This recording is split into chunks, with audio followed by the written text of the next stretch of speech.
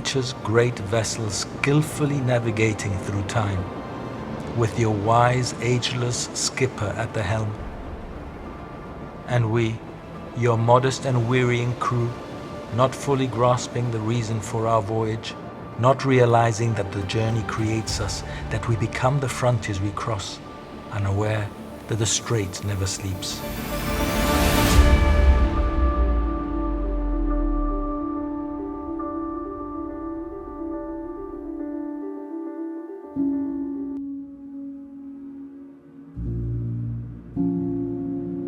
At sea, horizons shift, things unravel.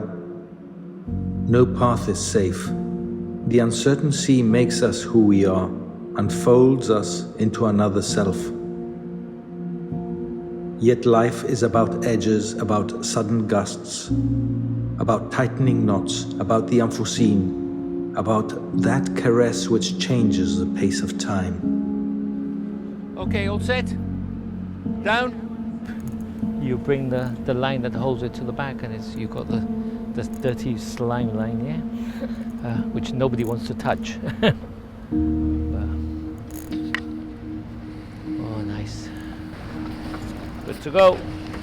Okay, Andrew, Ryan and Andre, let's collect all the fenders in. We've gone down on this side, so. How did I end up here, tirelessly crisscrossing the sea, caressing these two continents which know each other so well? Some of us just need the sea to anchor us in the world so that we can somehow look ahead. Strangely, we need you to give meaning to our lives. What can you tell us about ourselves? Who can explain the firm hold the sea has on me, and you know that it won't let go? We're going to meet my friend Mark Reed on the yacht Ocean Odyssey, which is almost exactly the same as this one, except this one is more beautiful.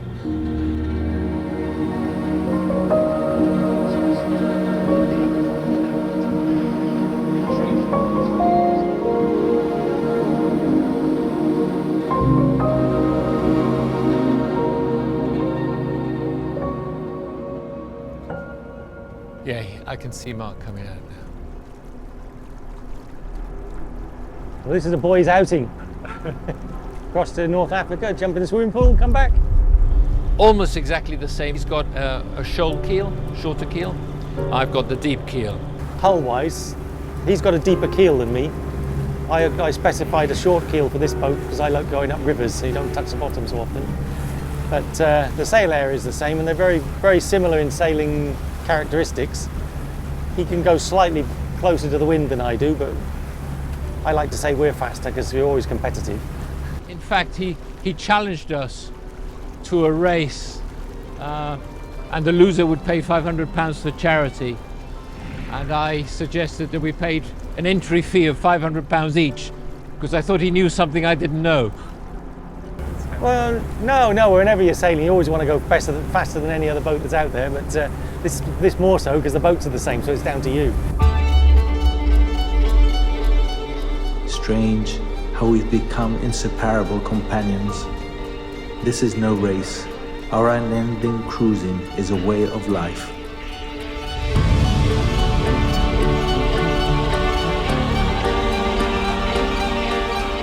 I've just seen a dolphin up ahead, several. We're coming up to them, they're coming close.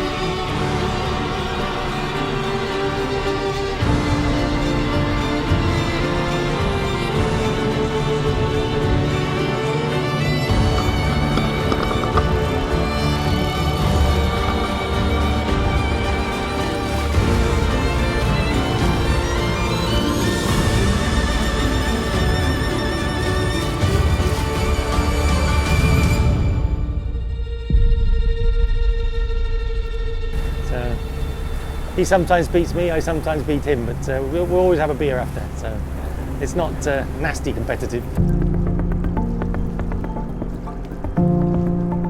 The plan today is we're heading to Ceuta. We're hoping not to meet any orcas. I've seen orcas over the years, not very many I must admit, but apparently there seems to be a lot more around now, a lot more interaction, but I personally, luckily, have not had it, so hope we don't see any today. It's always something that's in the back of your mind because of the publicity and because of what's been happening. Whereas before, you never gave it a second thought, did you? You saw an orca, really. oh look, there's some orcas, it was a bit of fun. Now, you're worried about seeing them, but... Well, humans call them attacks, but I think, to be honest, they're playing. They've just found something to amuse themselves, but unfortunately it affects boats if they get damaged by them. But, they normally only attack boats up about 40, 45 feet, so hopefully they'll keep away from us, but you never know. They have attacked bigger boats, but not so often. So. And we hope that they're like black hulls more than white hulls. Yes, exactly. Yeah. We're hoping we're going to get some wind in the middle of the Straits. It's very calm first thing this morning. There's virtually, well, nil wind at the moment. I've just written in the log, so... The sea demands a lot of respect, so you have to be very aware. It's not just a jolly. Mark really does his homework before going out. You have to know exactly where the wind's coming from, you have to know what the weather's going to be like, and you have to be well prepared. Otherwise you're asking for trouble, especially on a journey like this that you're going across the Straits. I'm the closed border generation. As a teenager growing up on 2.5 square miles, it was just very restricting, so I wanted to see the world. So I deliberately went out looking for jobs that would involve travel. So essentially worked all over the world, and that was it.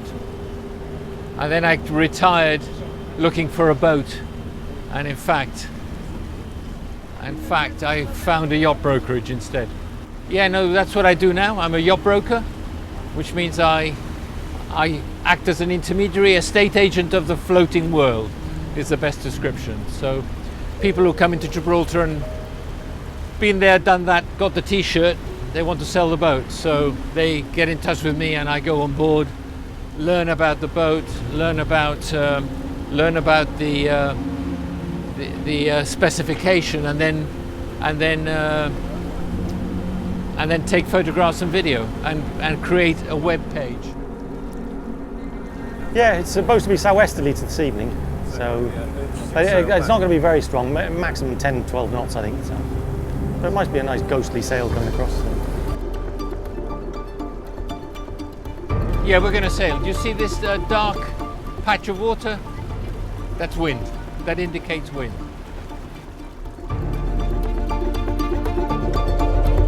I am not the master of this craft, although I may be at the helm.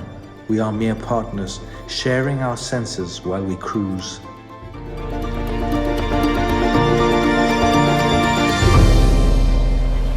And here is the wind, basically. Any minute, I can just feel it. We are going to start sailing. We're going to get the mainsail out first. To get the mainsail out, we need to point the boat into the wind. I'll let you know when to do that, Andre. And also, you might need to apply a bit of thing to keep her into the wind, yeah?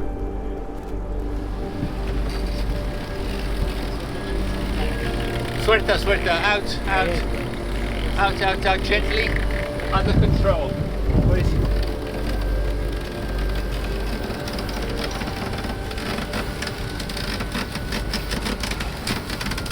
Okay, you're out.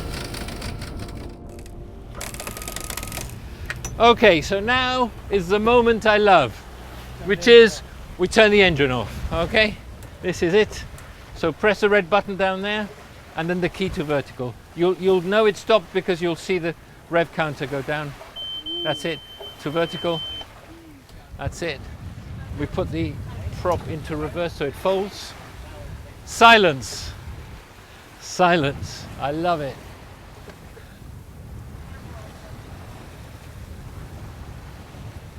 Okay, can we make this boat go faster? At the moment the screen is zoned right out, so we can see both Europe and Africa here. And we scroll in, you can see that's us in the centre there. Okay, that's our vessel there. Here, that gives us our speed over the ground, our course over the ground, time, etc., various different things. And our opposition, we can see, is behind us. Ah, there it is. We scroll right out. You can see John's boat there behind us. We select that using the AIS system. It gives us the boat's name, which is Citadel, following us behind. He's doing 8.6 knots, we're doing 8.7, so he ain't gonna catch us.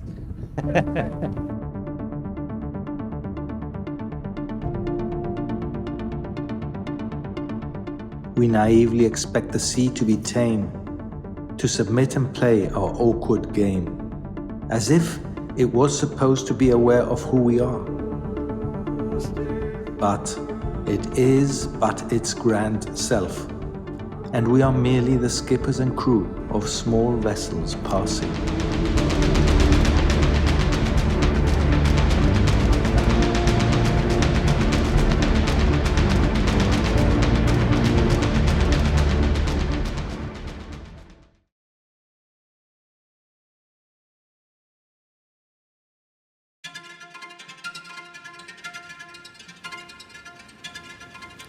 You and I are the people of the Strait. Our lives and our stories have been flowing back and forth across its shores for thousands of years and remains untold. We must strive hard to better understand the sea and question further what our relationship with it should be. Let's stop dragging our feet. Let's stop looking the other way.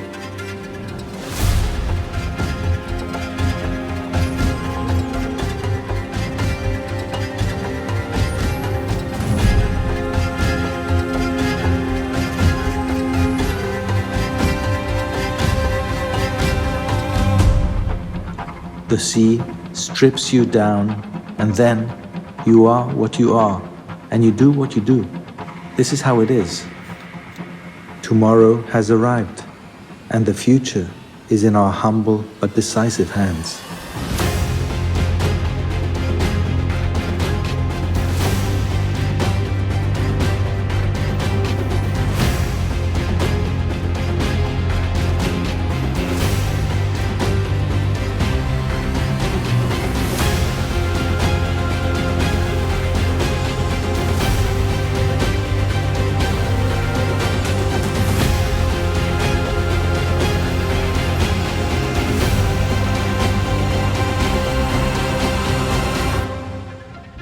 And the instrumentation we have these days, I can tell that we're not going to pass closer than 300 meters from him, even if we go in front. Yeah, so we're pretty much halfway across. That's Ceuta down here, that's us, that's Gibraltar. And these black triangles is traffic. So generally big boats that are crossing the straits at right angles to us. So you have to be aware of your surroundings at all times. And in fog, this is better than radar, because every vessel over 20 meters has to carry this technology now. We don't have to carry it, but we have it because it's available. And it makes it a lot safer sailing, especially at night or limited visibility. Challenging at times, yeah? There's always wind in the Straits. So you've seen there's no wind in Gibraltar, but here there is, because the wind gets squeezed between the Spanish hills and the Moroccan hills. So if it's blowing 10 knots in Gibraltar, you'll find 25 in the middle here. There's no wind in Gibraltar, it's 15 knots here. That's basically, and the seas can sometimes heap up because there's generally a current for about 9 hours of the day that's going from the west to the east. So if you get the wind against the waves, they get steep and rough. What's the story of the rally? Well, for many years there's been a rally between Gibraltar and Morocco. It used to go to Marina Smeer, which is about 10 miles south of Ceuta. But about 5 years ago, they they said we couldn't go any longer because there was too many boats arriving at the same time, and they didn't have space for us. So we contacted Tangier, and in 2019 we went to Tangier for the first time, and it was a great outing. The Moroccan authorities made it really easy for us, and it was great. And we ended up raising quite a lot of funds. We do it for the Red Cross. Yachts pay to enter, people pay to enter. We have auctions because Gibraltar businesses are very generous and they give me things that we can auction. There's less people this year because they've been put off by the orcas. We consulted with various experts, marine biologists and a cruising club, and there's a Spanish outfit who do research on orcas, and so we provided advice on what we should do. And the main advice is keep away from them, and that we know pretty much what areas they tend to inhabit. It's just this year they seem to have been coming a bit further east and interacting with more boats.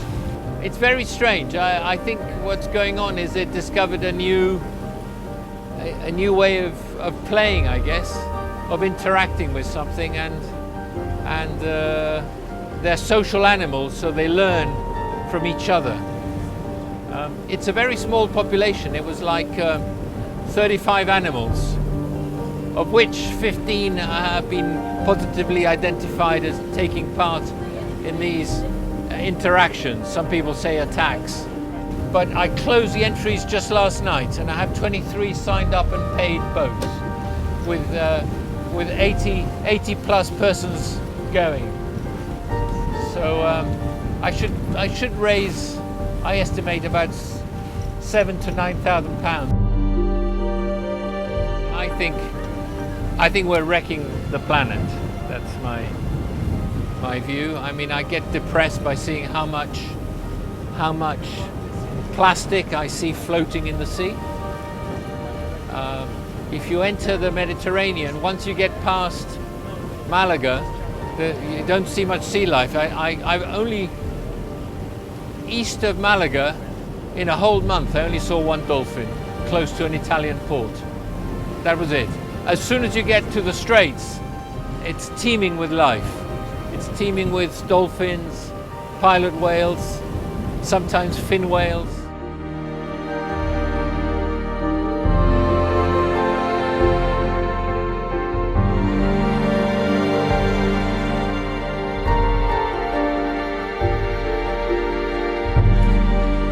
Things have changed so during our lifetime. We no longer are who we once were. I have no answers to share. We've always had this odd relationship with ourselves. Who am I to say that we should do better? Who am I but just another seafarer like you, who knows no better but deeply cares?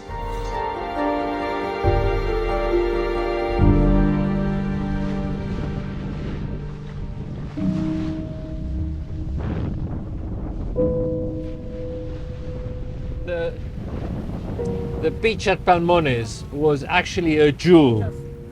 It was beautiful, still is beautiful, but unfortunately building that Acerinox plant and the refinery at the head of the bay, which I understand was done for reasons of creating employment, but I wish they'd created employment in tourism instead. You used to be able to go to the beach when I was a kid. It was a very shallow beach, and you stuck your hands in the sand like that, and you'd bring out shellfish. Yeah, you could fill a bucket. I remember going to collect clams. Clams, yeah.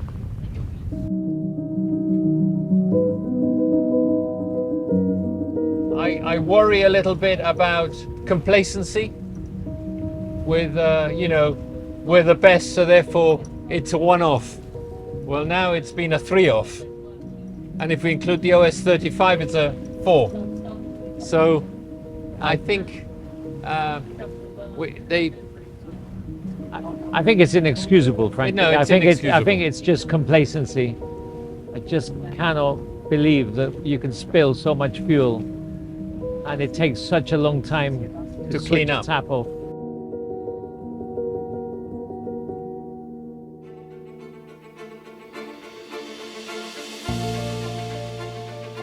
Get the feeling we're catching him up. We're catching up, but slow. I thought we were going to do it much faster actually before, but we are now. He's now put up the same sail we've had all the time, which is called the stay sail, the one in the middle, yeah? Because the conditions today, he had the slightly bigger forward sail called a Genoa, but it's almost like a little bit too much sail area. Now he's ours. He's toast.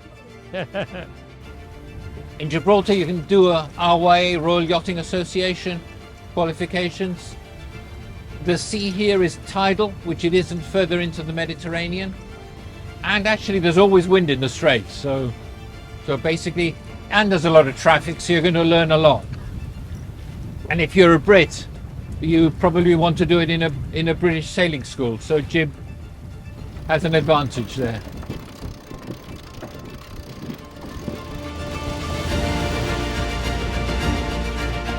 "25 minutes away from arriving.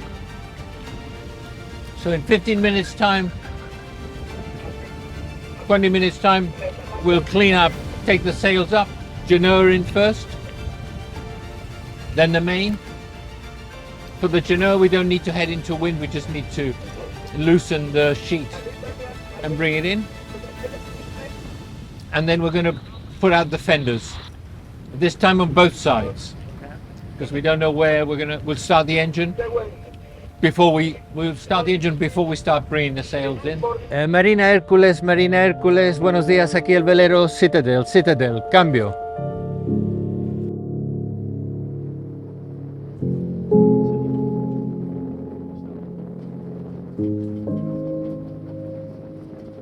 Where our journey began, we return, bathed in memories that yearn to cross the divide once more. Echoes of our first steps whisper across the waves as we face the final gate. Oh, it's only 10 past 12. Sorry? It's only 10 Yeah, past 12. we've done really well. That's a good crossing. 2 hours, basically. Capitan, I like that. Though the shores remain the same, we cross, transformed by the game. The season's journey etched into our soul. Tempered by trials, we bridge the divide, stronger on the other side. The finale awaits, our story untold. The strait, a constant thread, yet we've changed, the seeds we've shed, as we answer the season's final call.